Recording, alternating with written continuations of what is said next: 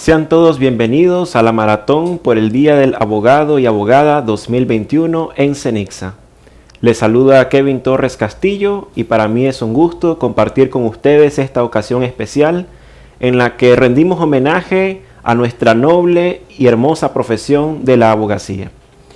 El día de hoy vamos a compartir el tema de la modificación, prórroga y renovación de los contratos administrativos del sector público.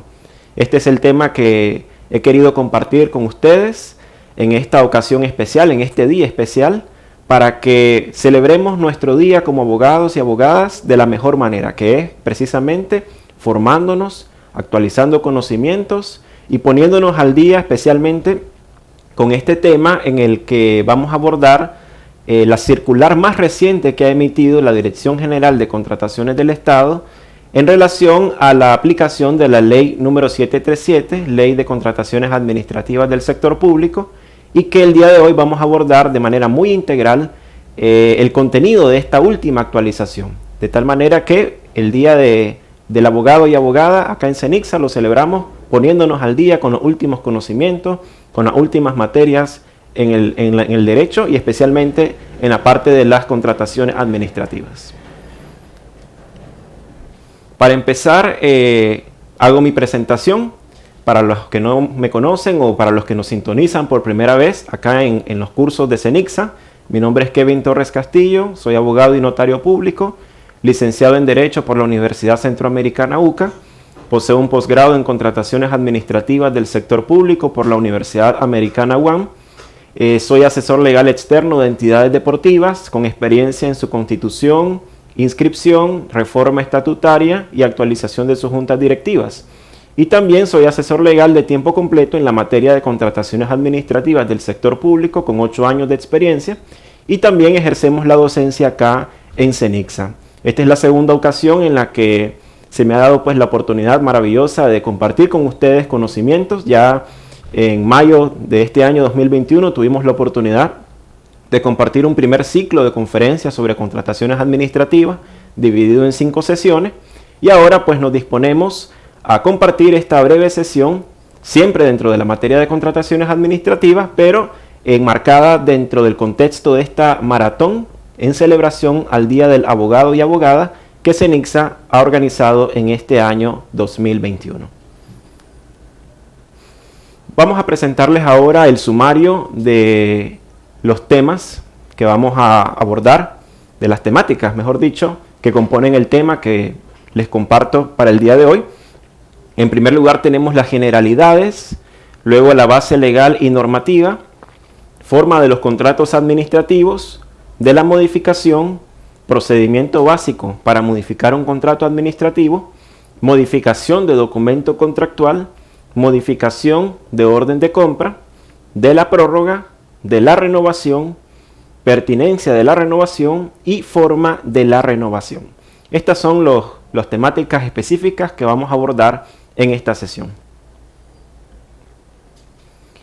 Para empezar nuestro tema en el que estamos abordando la modificación, prórroga y renovación de los contratos administrativos del sector público, es importante que empecemos partiendo de la idea y concibiendo dentro de nuestra mente, partiendo como un principio, el hecho de que hay que contraponer la bilateralidad de los contratos civiles versus la unilateralidad de los contratos administrativos. El artículo 2438 del Código Civil de la República de Nicaragua nos dice que la validez y el cumplimiento de los contratos no pueden dejarse al arbitrio de uno de los contratantes. Es decir, no se puede efectuar, alterar o modificar o cambiar unilateralmente una disposición que está contenida en un contrato civil sin la participación y sin el consentimiento de la otra parte. Ese es lo que llamamos la bilateralidad, que es propia, esencial de los contratos civiles. Pero en la materia de las contrataciones administrativas esto se rompe totalmente. Hay una unilateralidad. Una de las partes puede establecer cambios, modificaciones, llevar a cabo la bienandanza o el desarrollo por sí sola de la ejecución de un contrato administrativo. ¿Y quién es esta parte? ¿Quién es este sujeto contractual que se encarga de esto de manera unilateral, sin contar necesariamente con el consentimiento o con la participación de la otra parte? Es la administración pública, en virtud de una serie de potestades, de prerrogativas que la ley le concede. Prerrogativas y potestades que son completamente inconcebibles en la contratación privada o en los contratos civiles. De tal manera que tenemos que partir de la idea, para poder comprender este tema de la modificación, prórroga y renovación de los contratos administrativos, tenemos que partir del hecho de que son acciones de administración pública, de ejercicio de poder público. Acciones que pueden tomarse de forma unilateral. Acciones que están motivadas por el interés público, que ya lo hemos definido como la prevalencia del interés general sobre el interés particular. Entonces, las modificaciones, las prórrogas y las renovaciones de un contrato administrativo son motivadas esencialmente por este carácter unilateral de los contratos administrativos. Por eso la ley 737 en el artículo 71 establece un catálogo de potestades y de prerrogativas que son como privilegios especiales que tiene la administración pública como sujeto contractual. Potestades que obviamente no son de carácter omnímodo, ni tampoco arbitrario, aunque pueda parecer que la administración pública actúa de manera arbitraria u omnímoda. No es así. Naturalmente tiene ciertas limitaciones legales, pero están motivadas por el interés público, porque en la contratación privada hay una bilateralidad que hay que respetar. En cambio acá, por el bien general, por el bien del pueblo, por el bien del interés público, es necesario romper con ese carácter bilateral, porque hay un bien mayor, hay un bien general, que si lo sujetamos a las reglas de la contratación privada, no se va a poder concretar ese bien general. Por eso la ley establece que se tiene que romper esa bilateralidad privada de los contratos civiles con el objetivo de poder hacer prevalecer, hacer cumplir ese interés general. Entonces, esa es la idea principal que nos tiene que llevar como hilo conductor en el estudio de este tema. La importancia que se le da a estas potestades es por el interés público. Entonces, la primera idea que les comparto acá en la diapositiva es precisamente eso: contraponer la bilateralidad de los contratos civiles versus la unilateralidad de los contratos administrativos. Luego ahí les presento las primeras dos potestades que la ley 737 le concede a la administración pública en ese mismo artículo 71. En el numeral 1 de dicho artículo está la potestad para modificar unilateralmente el contrato por razones de interés público. Esta potestad es conocida a nivel de la doctrina del derecho administrativo como el ius variandi o poder de variación, derecho de variación. ¿Qué significa esto? Que la administración pública puede modificar el contrato por su misma participación unilateral, sin tomar en cuenta y sin pedirle consentimiento a la contraparte, que en este caso es el particular, el contratista adjudicado con el que se suscribió un contrato administrativo. La entidad pública, la entidad contratante, puede modificar unilateralmente el contrato por sí misma. ¿Y motivada por qué? Por lo mismo que hemos venido hablando, por el interés público. Esto se le conoce al ius variandi como la potestad administrativa por excelencia. Es decir, es la potestad básica, la más excelente, la más destacada de todas. El hecho de que un ente público pueda modificar el contrato administrativo de manera unilateral. ¿Esto con qué objetivo? Para mejorar la gestión del interés público y salvaguardando la compensación debida del equilibrio del contrato. Este es uno de los límites, por eso dijimos de que estas potestades no son omnímodas, no son absolutas, no son arbitrarias. debe guardarse un equilibrio, debe guardarse ciertos límites. Y el principal en esta potestad de la modificación unilateral es precisamente el equilibrio del contrato, la esencia del contrato.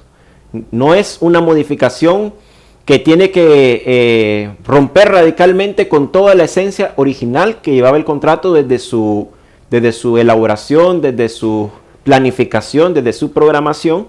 No, no es que vamos a romper, era A y ahora va a ser B porque yo quiero, yo en la administración pública, porque tengo potestad, lo voy a modificar así porque sí. No es así. Como le digo, no es una potestad omnímoda ni arbitraria. Si bien es una potestad abierta, es una potestad exorbitante, le llama la ley 737, porque rompe con la órbita de la contratación privada, pero tampoco es absoluta. Entonces, en este caso, ¿cuál es el equilibrio? Precisamente el equilibrio, la compensación del contrato, como que la balanza está con sus platillos en su lugar, sin causar perjuicios, sobre todo de carácter económico, al contratista adjudicado y tampoco perjudicar económicamente o de cualquier otra manera a la administración pública. Debe guardarse un equilibrio sano para hacer uso de esta potestad de modificación unilateral. ¿Y qué modificaciones pueden entrar dentro de esta potestad? La inmensa mayoría. Por eso ahí dice en la diapositiva que esto abarca cambios de carácter cualitativo. Por ejemplo, se puede dar el caso de la prórroga, que la vamos a estudiar en esta sesión, cuando un contrato administrativo no puede cumplirse en el plazo originalmente establecido, originalmente pactado, y debe prorrogarse el plazo para el cumplimiento del objeto contractual. Es un cambio de carácter cualitativo. Otro cambio cualitativo es modificar los alcances o las especificaciones técnicas originales de los bienes, de servicios u obras. Obviamente esto motivado por razones de garantizar el interés público. También entra dentro de estos cambios cualitativos la eventualidad de que se sustituyan las marcas de los bienes, en el caso de cuando son contratos de adquisición de bienes. Quizá el oferente, al momento de presentar su oferta ante la entidad pública, contaba dentro de su stock de inventario con bienes de la marca A, y resulta de que por cualquier motivo, ya sea por se vendieron, o porque están en la aduana, o en el caso actual, con esta situación que estamos viviendo de la pandemia, se ha dado con mucha frecuencia, el asunto de que muchos proveedores no pueden garantizar la importación de los bienes desde el exterior por las restricciones de cuarentena, etcétera. Se han dado mucho a lo largo desde el 2020 hasta la actualidad en el 2021 con el contexto del COVID-19 que se paraliza, ¿no?, la cadena de producción de los bienes, o se paraliza también la producción de la materia prima de los bienes. Entonces, esto obliga al proveedor a tratar de resolverle a la entidad pública, ofertando, pidiéndole autorización para que se pueda hacer una sustitución de marcas o de especificaciones determinadas de los bienes o de los servicios.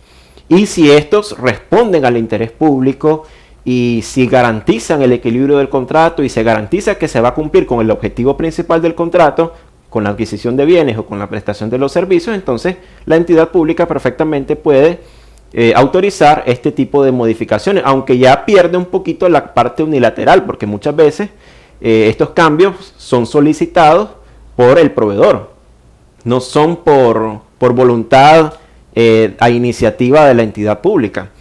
Entonces, en este caso, esto no le hace perder, digamos, el carácter potestativo de esta modificación. Siempre es una potestad, aunque sea el proveedor quien solicite el cambio, al final es la entidad pública la que toma la decisión de modificar el contrato o no. Por lo tanto, la unilateralidad no se pierde, independientemente de quién tenga la iniciativa de proponer el cambio al contrato.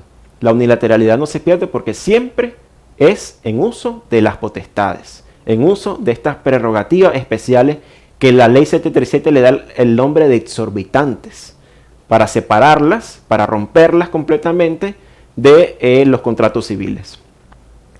Luego tenemos acá la potestad para ampliar unilateralmente los contratos sin exceder en un 20% de su valor original. Aquí ya entramos a cambios de carácter cuantitativo, ¿ya? A diferencia de los anteriores, en la potestad anterior que hablábamos de cambios cualitativos. Aquí ya estamos hablando de números, aquí ya estamos hablando de pesos y centavos. Aquí estamos hablando ya de casos en los que puede incrementarse el valor del contrato o bien disminuirse en un margen claramente definido, que es el margen del 20%. Un contrato administrativo no puede ser superior, en el caso de que haya un incremento o una disminución, este no puede ser superior al 20% de su valor original. Como vamos a ver más adelante, esto del 20% es un porcentaje nuevo a partir de la ley 737, porque la ley anterior, la ley 323, llamada Ley de Contrataciones del Estado, en su reglamento específicamente establecía en el artículo 136 de dicho reglamento que el margen era del 50% incluso, ¿ya? Y también la legislación homóloga en el ámbito municipal, estamos hablando de la ley 801, la ley de contrataciones administrativas municipales, establece igualmente el margen del 20% con la diferencia de que deja expresamente definido la posibilidad de que este margen pueda ser en disminución. Lo que pasa es que en la ley 737, si usted va al artículo 71, numeral 2, usted va a encontrar ahí que la ley solamente permite la posibilidad de ampliar ese margen. No dice nada sobre disminuir. La ley anterior, la 323, permitía la disminución. La ley homóloga en el ámbito municipal, la ley 801, permite la disminución. Entonces, la ley 737, al momento de ser elaborada, prácticamente quedó aislada de permitir la disminución.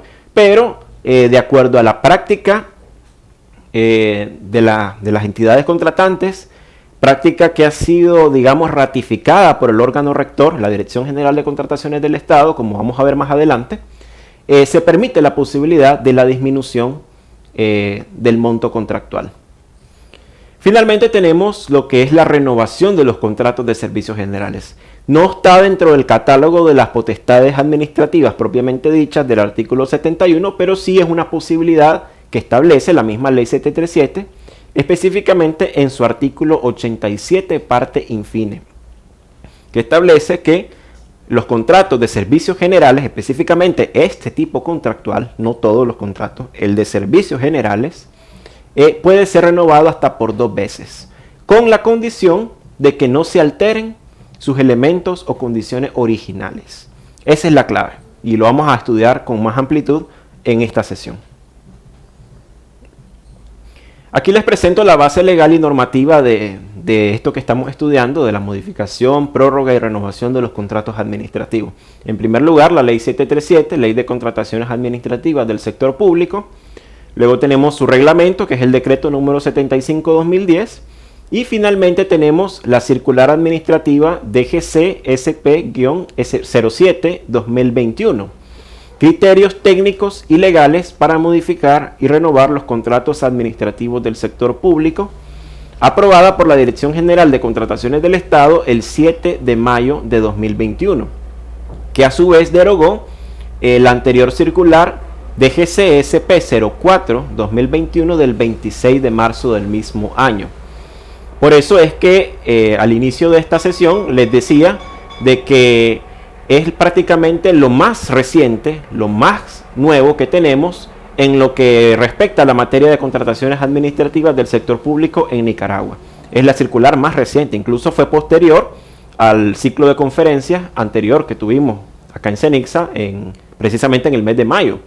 Entonces esta circular vino después, de tal manera que mi objetivo en esta maratón por el Día del Abogado y Abogada acá en CENICSA ha sido precisamente traerles lo más nuevo, lo más reciente de esta materia, a fin de que nos vayamos actualizando en nuestros conocimientos y de esa manera podamos prestar un mejor servicio para nuestros clientes. Ahora pasamos a estudiar de manera muy breve la forma de los contratos administrativos para poder comprender cómo se modifican, cómo se prorrogan y cómo se renuevan estos contratos. Tenemos que saber cómo se formalizan primero, porque en dependencia de la forma que tenga el contrato, en esa misma dependencia será su modificación, su prórroga o su renovación. El artículo 77 del reglamento de la ley 737 dice textualmente: el contrato inicia con la formalización del mismo, sea suscribiendo documento contractual o formalizándolo con orden de compra o servicio, o ambas a la vez, y culmina con el finiquito del mismo.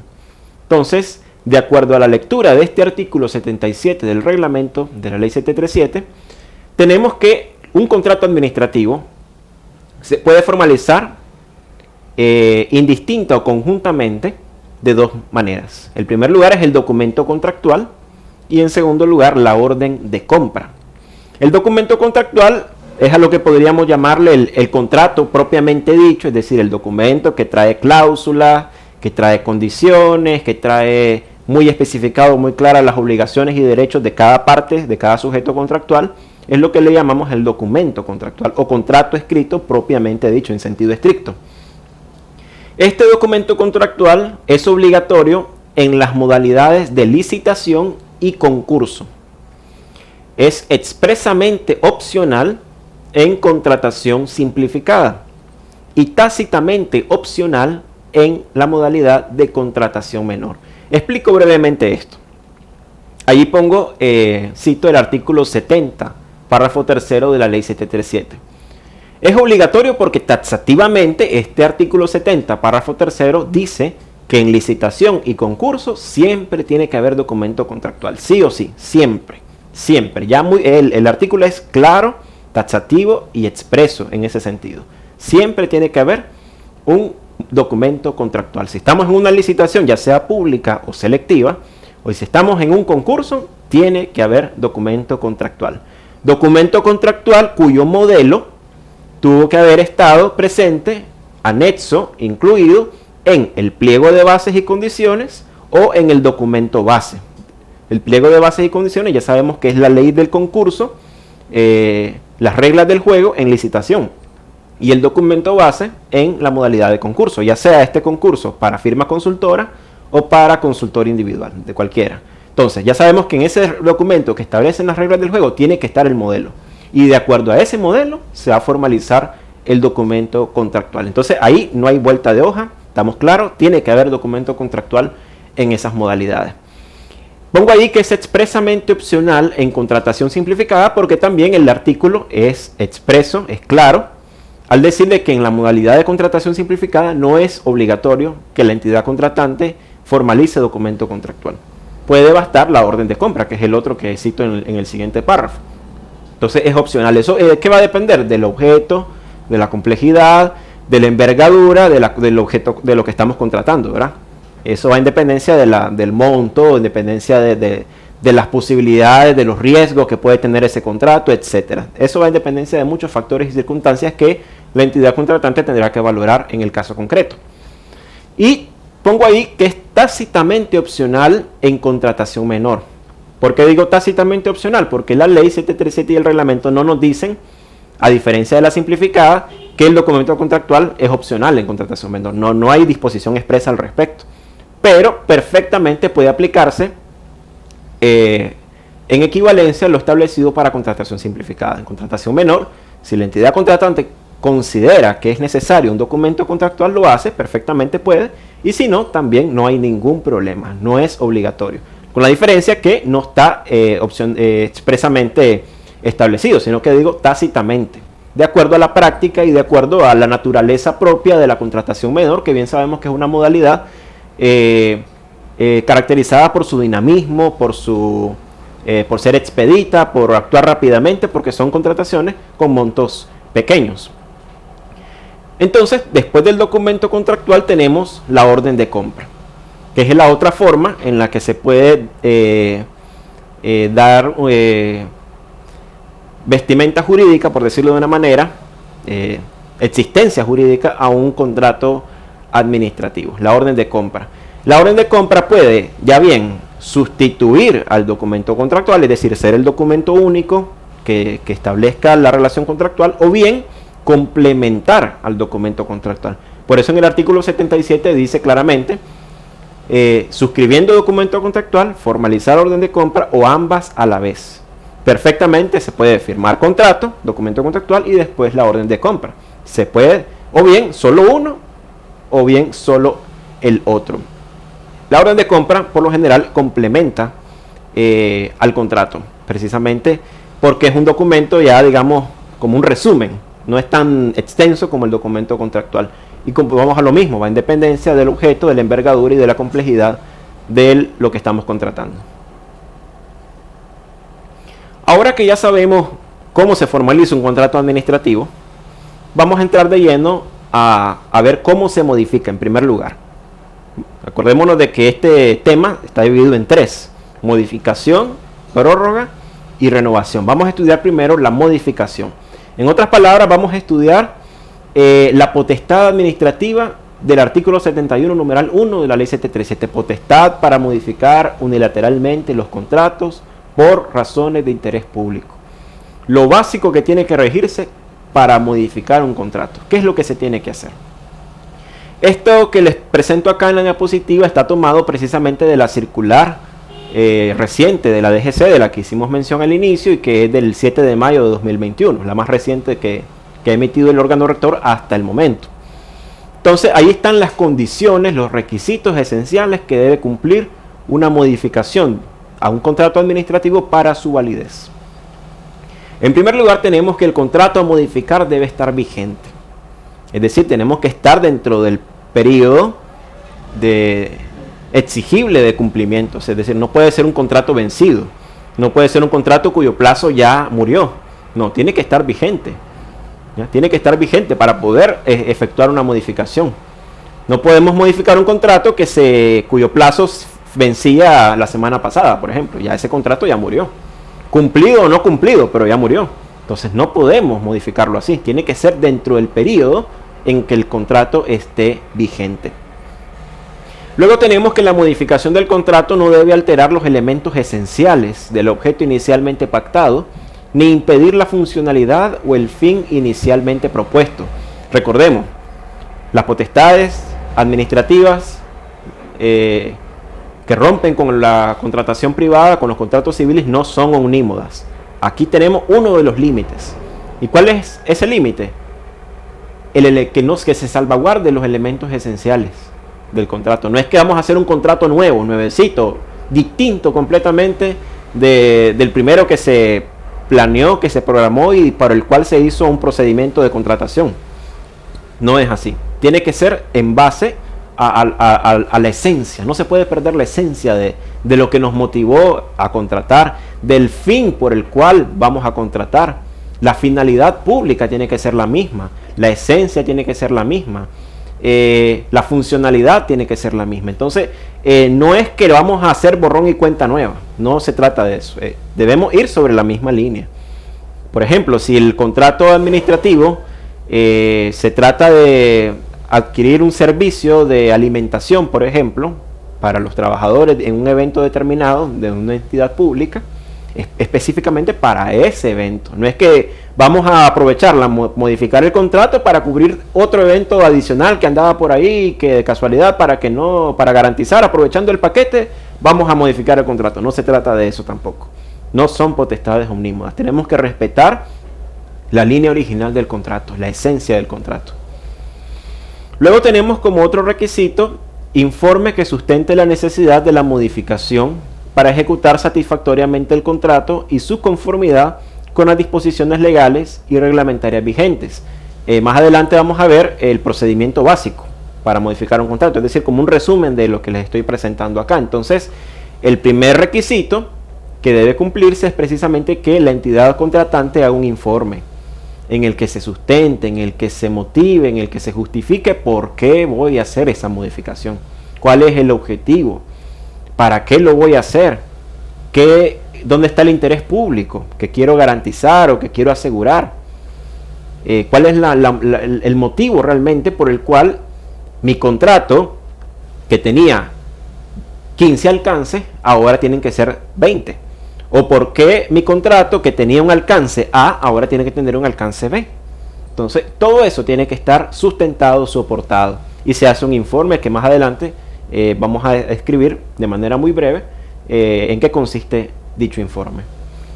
Luego tenemos un elemento esencialísimo, que es la disponibilidad presupuestaria para asumir la erogación correspondiente cuando por efecto de la modificación se varíe el valor del contrato. Obviamente, si vamos a subirle el valor del contrato, si vamos a incrementar su valor monetario, su precio, tenemos que tener el dinero disponible en la entidad pública. Ya sería una irresponsabilidad por parte de la entidad contratante autorizar un adendum o una modificación que incremente el valor del contrato sin tener los fondos presupuestarios para ello. ¿Ya? Entonces es necesario contar con los fondos, con el dinero presupuestado necesario para poder cubrir esa necesidad. Otro requisito que debe tener la modificación es que la causa del aumento o disminución del objeto contractual debe ser de naturaleza imprevisible al perfeccionamiento del contrato. Es decir, tiene que ser por una circunstancia que no se pudo prever al momento de la planificación, al momento de la programación, al momento del desarrollo del procedimiento de contratación administrativa, procedimiento que se habrá desarrollado en dependencia de la modalidad específica seleccionada, tal y como lo establece el artículo 27 de la ley 737. Entonces tiene que ser por una cuestión que no hayamos podido prever, que no hayamos podido asegurar, algo que se dio de manera imprevisible, que no se pudo ver desde antes. Y por supuesto, como ya habíamos explicado antes, la cuantía no debe exceder en el 20% del valor del contrato original. Ese es el margen claramente definido para efectuar modificaciones de carácter cuantitativo, que es la que establece el artículo 71 numeral 2 de la ley 737. Ya habíamos explicado, las del numeral 1 son las cualitativas, donde entran la mayoría de las razones que pueden modificar un contrato. En el numeral 2 están las cuantitativas, pesos y centavos. ¿Cuánto le vamos a subir o cuánto le vamos a bajar al valor del contrato? Ya sabemos que puede ser en aumento o disminución. La ley 737 no nos lo dice, que puede ser en disminución, pero de acuerdo a la práctica administrativa a lo largo de tantos años, desde su misma ley anterior, la 323, la ley homóloga en el ámbito municipal, que es la ley 801, no se puede tener únicamente encerrado con candado, que solamente puede subir, también puede bajar. Por supuesto que esto de la baja hay que tener mucho cuidado si le queremos bajar el valor a un contrato administrativo, porque recordemos de que dentro de los derechos del contratista, del adjudicado, que están en el artículo 72, si mal no recuerdo, de la ley 737, tenemos que el primer derecho del contratista es a la ejecución plena de lo pactado en el contrato. Es decir, que si yo lo seleccioné a este contratista para que me entregue 15 computadoras, son las 15. No es que ahora quiero que me entregue 10. Tiene que haber un motivo, puede darse una circunstancia que me obligue a bajarle, ya una vez con el contrato formalizado. Pero hay que tener mucho cuidado porque el primer derecho del contratista es a la ejecución plena de lo pactado. Entonces, ahí donde uno tiene que guardar mucha prudencia con esto. Luego tenemos que la persona contratista debe ajustar el monto de la garantía de cumplimiento como condición para suscribir el respectivo adendum. Eso está expresamente establecido en el artículo 67, párrafo tercero de la ley 737. Si vamos a subirle al valor del contrato, hay que subirle a la garantía de cumplimiento. Eso es importante, esencial, es un requisito sine qua non que tenemos que cumplir, ya sea que si estamos al lado de la entidad contratante, como también si estamos al lado del contratista. Si somos asesores legales de la entidad contratante, hay que dejar claramente, advertir al contratista adjudicado, óigame, ok, le vamos a subir 5,000 pesos al contrato, pero me va a traer su garantía de cumplimiento ampliada. Igual, el contratista adjudicado, el contratista que está como sujeto contractual con la entidad contratante, con la entidad pública, está consciente, tiene que estar claro que si le subimos al contrato un Córdoba que se le suba al contrato, un Córdoba que en proporción se le tiene que subir a la garantía de cumplimiento. Recordemos que la garantía de cumplimiento está establecida en el artículo 67 precisamente de la ley 737. Esta garantía tendrá un porcentaje entre el 5 y el 10% si es un contrato de bienes o de servicios, y entre el 10 y el 20% si es un contrato de ejecución de obra pública. Entonces, al subirle al valor contractual, hay que subirle a su garantía también. ¿Por qué? Porque recordemos que la garantía de cumplimiento, el objetivo es precisamente asegurar el cumplimiento de las obligaciones contractuales. Y si las obligaciones contractuales tienen un valor de 5.000 córdobas, por ejemplo, tenemos que ir en proporción, subirle también a lo que estamos garantizando con dicha garantía de cumplimiento, que es un requisito esencial en determinadas modalidades de acuerdo a lo que establece la misma ley 737. También tenemos que cuando se trate de contratos sujetos a supervisión de terceros, se deberá contar con la opinión favorable de quien supervise el contrato. Esto se da mucho especialmente cuando se trata de contratos con fondos externos. Llámense fondos BID, fondos Banco Mundial, fondos BESIE, etc. Entonces, por lo general, si vamos a modificar un contrato regido bajo esos fondos externos, bajo esas entidades, entonces necesitamos también el consentimiento de ellos. Ya sabemos que esa es una materia excluida. De acuerdo al artículo 5 de la ley 737, las contrataciones con fondos externos están excluidas del ámbito de aplicación de la ley 737, salvo que dichas entidades, dichos organismos no tengan reglamentos especiales de contratación. El último requisito finalmente es que el titular de la entidad contratante deberá aprobar la modificación mediante acto administrativo motivado. Esto es algo que muy poco se ha dado en la práctica, pero a partir de la implementación de esta circular, desde mayo de 2021, las entidades contratantes se han venido, digamos, acoplando a este modelo. Tiene que haber una autorización expresa de la máxima autoridad para modificar un contrato administrativo. Es decir, esto se hace mediante un acto administrativo, precisamente, una resolución o un acuerdo ministerial si es un ministerio, resolución administrativa si es otro tipo de entidad pública, para poder autorizar precisamente el cambio que se le va a hacer al contrato. Acá les presento el procedimiento básico para modificar un contrato administrativo. Es como un resumen esencial de lo último que vimos, pero ya digamos de una manera más procedimental, ¿verdad? Más con paso a paso, por decirlo de una manera. Lo primero es el informe del que habíamos hablado, el informe que sustente la necesidad de la modificación. Por lo general, la suscripción de este informe le va a corresponder al equipo administrador de contratos, EAC. Recordemos que el equipo administrador de contratos está regulado en el artículo 8 del reglamento de la ley 737 y también en el artículo 234 del mismo reglamento. Es un cuerpo colegiado, generalmente integrado por especialistas de la entidad contratante, ya sea en la parte legal, en la parte técnica y en la parte financiera, cuyo objetivo es precisamente garantizar, asegurar, estar detrás del cumplimiento del contrato, asegurar que el contrato se cumpla por parte de la entidad contratante misma.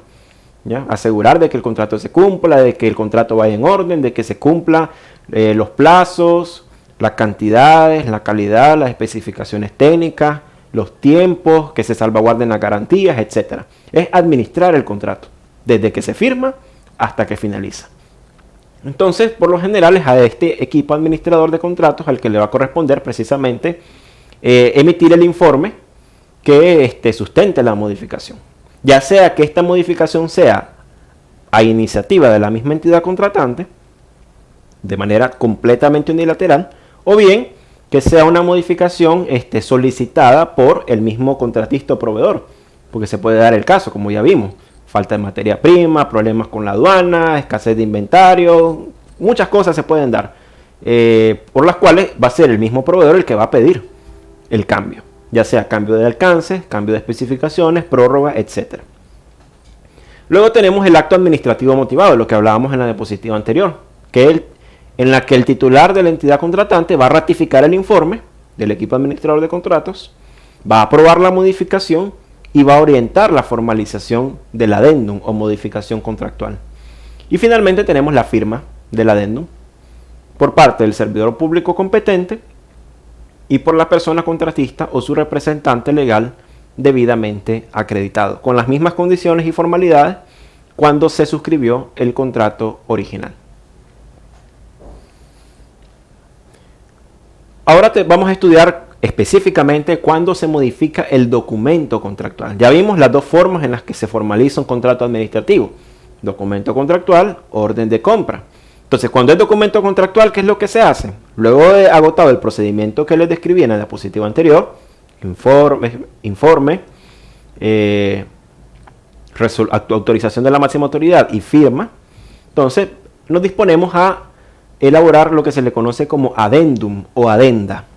El documento contractual se modifica mediante adendum o adenda. No hay disposición taxativa sobre su contenido. La ley 737, ni el reglamento, ni la circular de la DGC nos dicen que tiene que tener un adendum. Pero, de acuerdo a nuestra práctica profesional, consideramos que debe contener al menos lo siguiente, y ahí les pongo. En primer lugar, objeto, justificación. Por supuesto, esto tiene que estar inspirado en el informe que haya hecho el equipo administrador de contratos y en la resolución administrativa de la máxima autoridad. Luego tenemos la modificación de las partes específicas del contrato original con una transcripción de cómo se leerán en adelante. Para darnos una idea de esto podemos inspirarlo en cómo se hacen las reformas a las leyes, por ejemplo, en las leyes reformatorias. Se reforma el artículo tal de la ley tal que en adelante se leerá así. Entonces algo similar podemos poner en los adendums. Se modifica la cláusula tal del contrato original, la que en adelante se va a leer así, y establecemos cuál va a ser el cambio.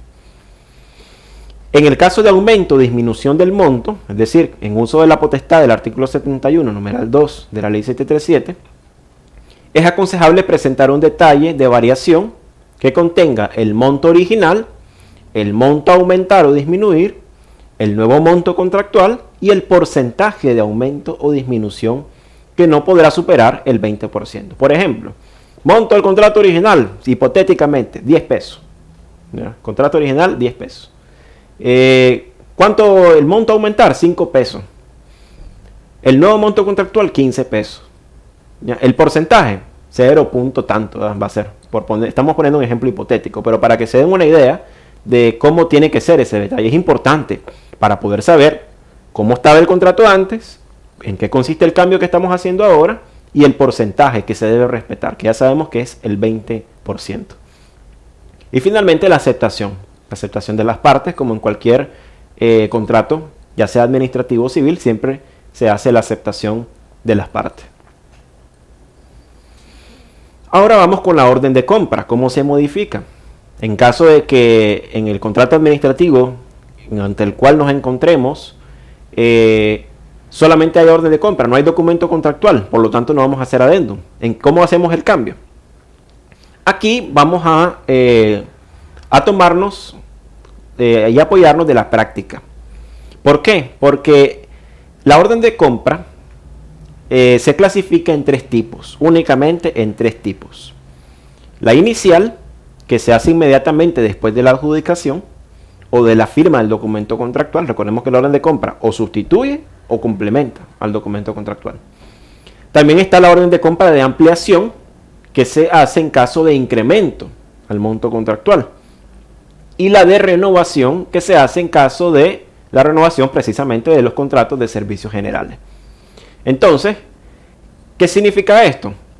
Que la única forma de hacer una modificación a una orden de compra, modificación, apartando la renovación, porque la renovación tiene una naturaleza completamente distinta y eso lo vamos a ver más adelante.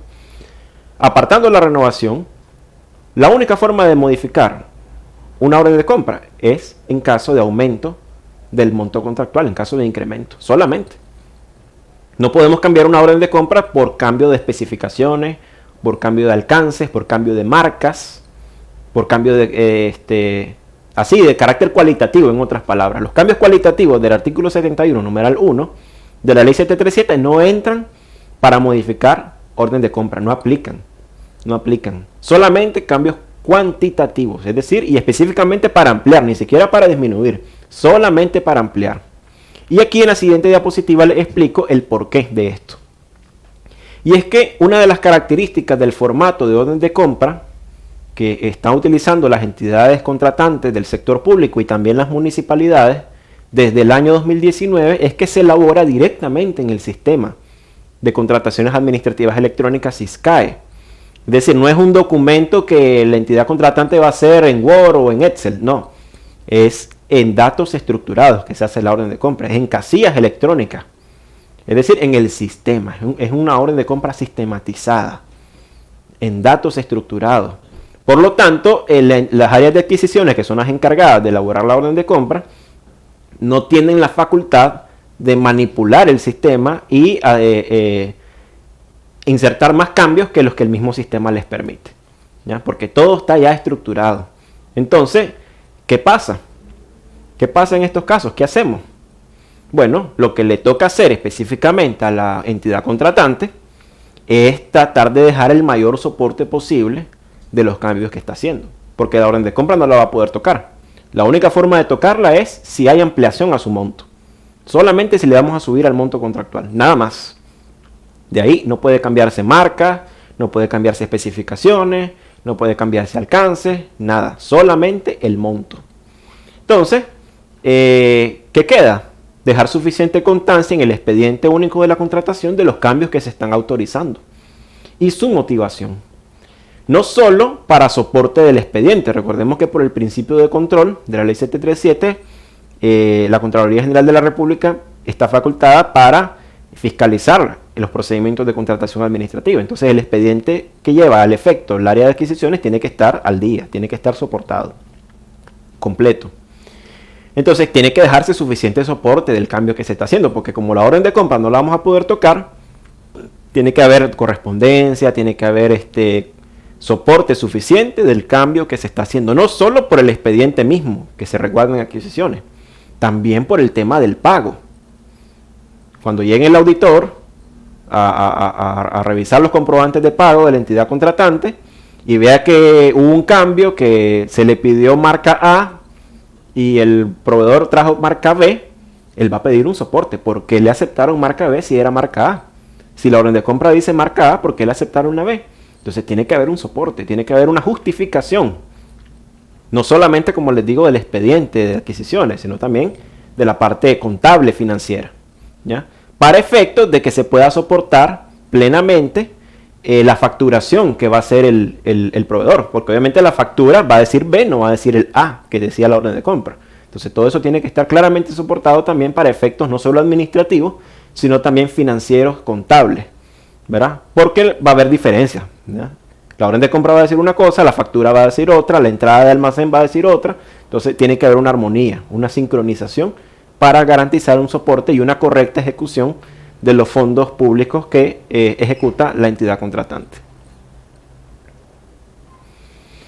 Vamos ahora con la prórroga, es decir, la ampliación del plazo a un contrato administrativo. Entra dentro de los cambios cualitativos del artículo 71, por lo tanto siempre estamos dentro del marco, como les dije desde el principio, de las potestades. Modificar un contrato administrativo siempre va a ser en uso de las potestades que tiene la entidad contratante en virtud de la Ley 737, siempre, cualquier cambio, el que sea. Entonces, ya estudiamos un poco cuando los cambios cuantitativos, ¿no? Cuando se incrementa el monto o cuando se disminuye. Igual cuando se modifican alcances, especificaciones o marcas. Pero aquí vamos a entrar ya a lo que es la prórroga. Estamos hablando del plazo para cumplir.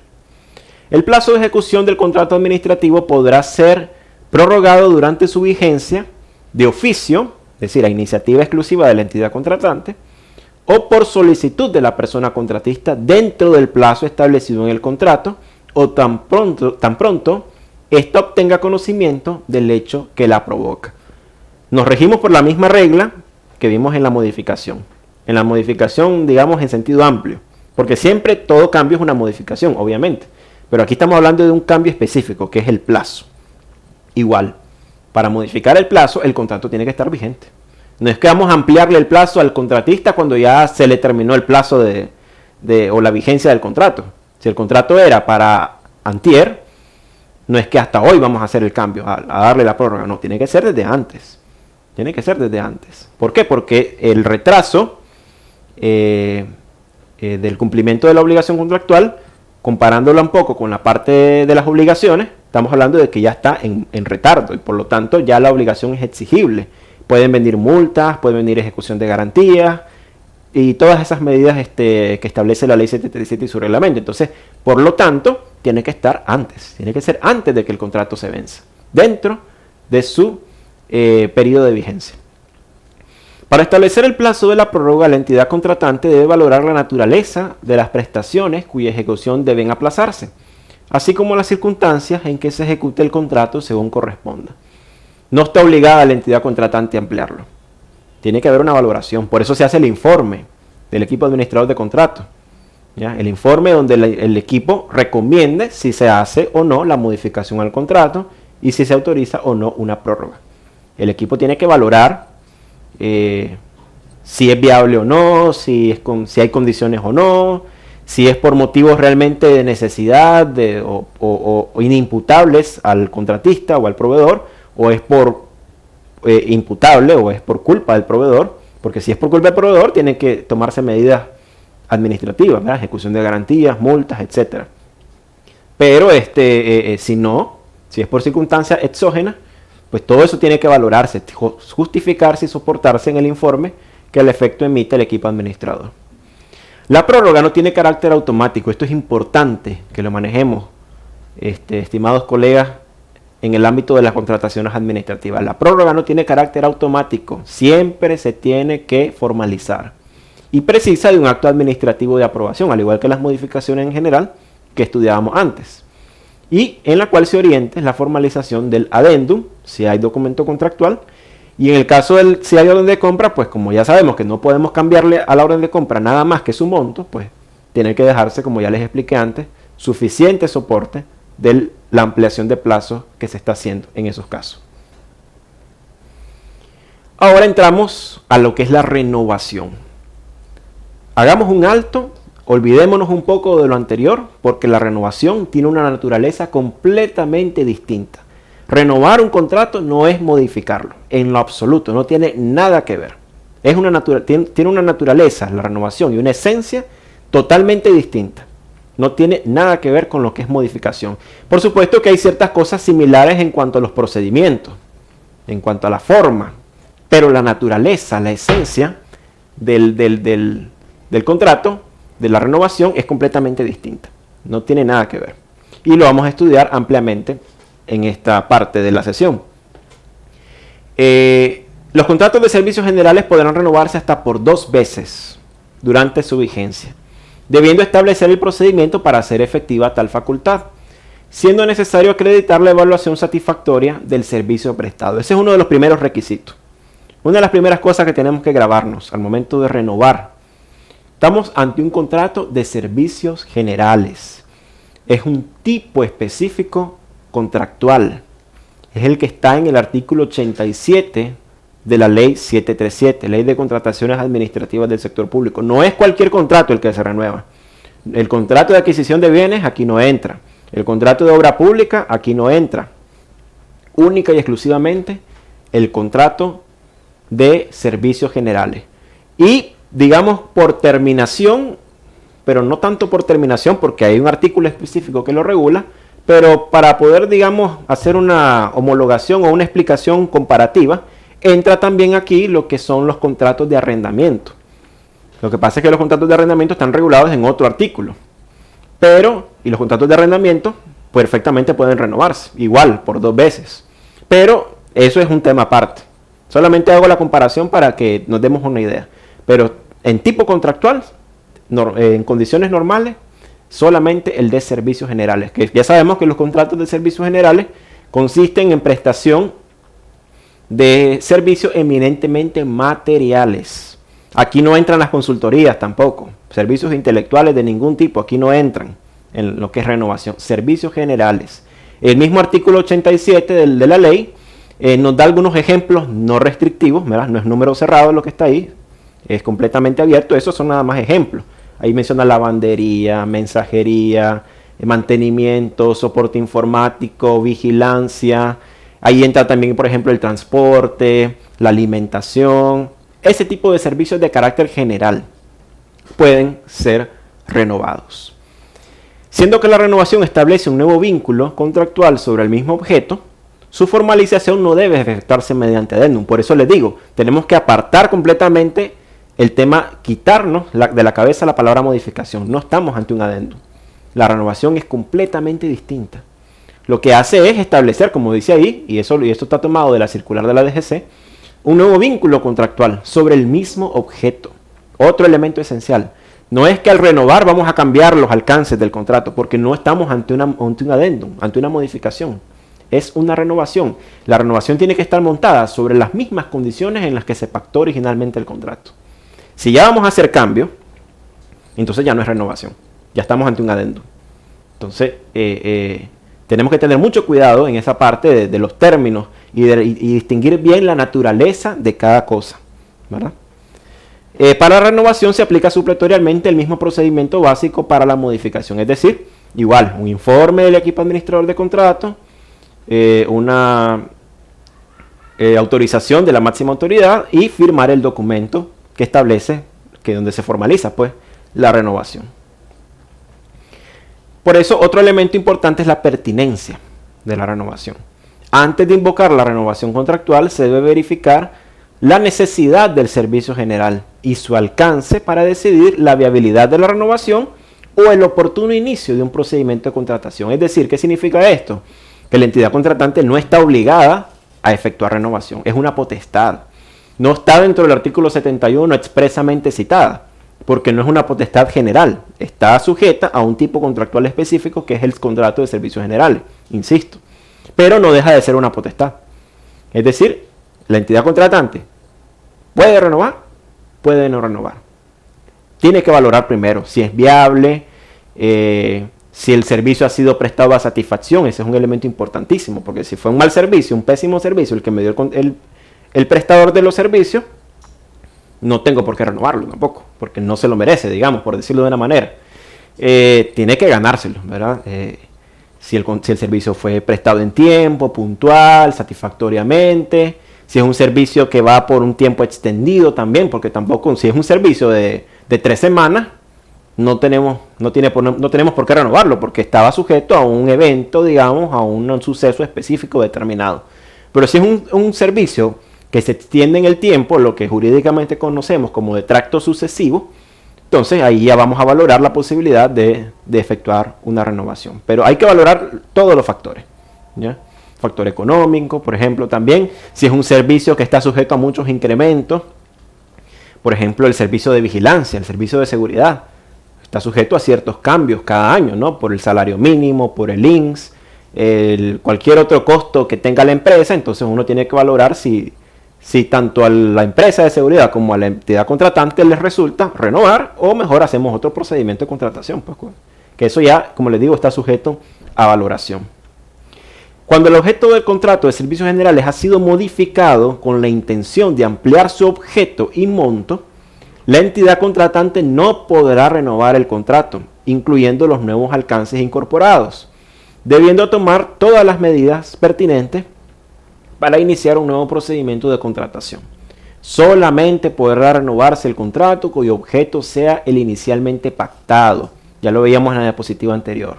Por ejemplo, siempre poniendo el ejemplo de la seguridad, de las entidades contratantes que contratan, valga la redundancia, empresas de seguridad para que de vigilancia, pues que no tienen personal de planta de vigilante. Por ejemplo, si el contrato decía que iban a prestar el servicio en 4 puntos de resguardo, con 2 vigilantes en cada punto, por poner un ejemplo, no puedo venir yo, entidad contratante, muy campantemente a decir, no, ok, vamos a renovar el contrato, pero vamos a ampliar, vamos a ponerle 5 puntos de resguardo y un guarda más. No se puede, ya no estamos haciendo renovación. Eso es un adendum, ya no es renovación. Entonces, un contrato de servicio general que ya fue sujeto de adendum o de modificación, no puede ser renovado. Tiene que ser conforme a lo inicial, conforme a lo original. Si eran 4 puntos de resguardo y voy a mantener los 4 puntos de resguardo, ok, renovemos, no hay ningún problema. Pero si ya quiero subirle, ya quiero sumarle otro punto o quitarle otro punto, entonces ya no es renovación, ya es adendum. Y como ya alteramos al contrato original, entonces no está sujeto a renovación, no se puede. ¿Queremos volverlo a hacer? hay que hacer otro procedimiento de contratación. Por eso la diferencia, la esencia de la renovación es completamente distinta, insisto. Y eso ha sido algo que la Dirección General de Contrataciones del Estado ha hecho mucho énfasis con esta circular de mayo de 2021, que es la que estamos abordando el día de hoy. Cuando el contrato por servicios generales es modificado para restablecer la ecuación financiera o equilibrio original del mismo, este podrá renovarse con el reconocimiento del precio siempre que el objeto del contrato permanezca invariable. Igual, vamos a lo mismo. Si ya el contrato establece que se le van a hacer ciertos reconocimientos de deslizamiento o de alza de precios o cualquier cosa, entonces no hay problema. Ahí sí podemos renovarlo si el contrato ya lo establece. Pero siempre salvaguardando la esencia original del mismo contrato. La forma de la renovación. ¿Cómo se formaliza una renovación? Bueno, si el contrato original se formalizó en documento contractual, la renovación se hará mediante un documento firmado por las partes, que se va a llamar precisamente renovación. No le podemos llamar adendum, porque no es un adendum, insisto. Entonces, un documentito igual, donde se establezcan las condiciones de la renovación, el tiempo por el que se va a hacer y sobre todo el monto que se va a pagar. Porque la renovación, dice el artículo 87, parte infine de la ley 737, dice que es máximo hasta por 2 veces. Y dice que no pueden ser superiores a un año. ¿Ya? Entonces, por ejemplo, un contrato que iba de enero a diciembre de 2021, yo lo puedo renovar enero-diciembre de 2022, enero-diciembre de 2023. ¿Ya? El año original y 2 veces más. Eso es lo que dice el artículo 87, parte infine de la ley 737. Lo mismo pasa con los contratos de arrendamiento, que como les dije, ya esos están regulados por aparte. Entonces, hasta por 2 veces y se hace un documentito. Ok, vamos a renovarlo un año más, del tal enero al tal de diciembre, y por ese año vamos a pagar tanto córdobas. Entonces, eso tiene que estar claramente definido en el documento de renovación. Y en caso de los servicios donde solo hay orden de compra, no hay documento contractual, o bien, habiéndolo, hay una orden de compra complementaria, entonces se emite la orden clasificada. Ya vimos que hay un tipo de orden de compra que se llama renovación, donde sí se puede formalizar también ahí una renovación contractual. Estamos llegando ya pues al final de esta sesión. Como siempre, al igual que lo hicimos en el ciclo de conferencias del pasado mes de mayo de 2021, les comparto por acá mis contactos. Pueden escribirme a mi LinkedIn profesional, donde aparezco como Kevin Torres Castillo, o bien escribirme a mi correo electrónico kstc-90@hotmail.com. Y no quiero finalizar esta sesión, en primer lugar, por supuesto, haciéndome felicitación de todo corazón a todos ustedes, estimados colegas, abogados y notarios públicos, en este día 29 de septiembre, que celebramos pues el Día Nacional del Abogado y Abogada. Y quiero felicitarles citando estas 2 frases. En primer lugar, tenemos ahí el primer mandamiento del abogado que nos da el famoso jurista uruguayo Eduardo Couture, que es: estudia, el derecho se transforma. Si no sigues sus pasos, serás cada día menos abogado. Y yo creo que ese es el lema principal que tenemos acá en CENICSA, precisamente tratar de mantener viva la llama del derecho, tratar de actualizarnos, de estudiar. Recordemos que estamos ante un mundo globalizado, las leyes van cambiando, las sociedades van cambiando.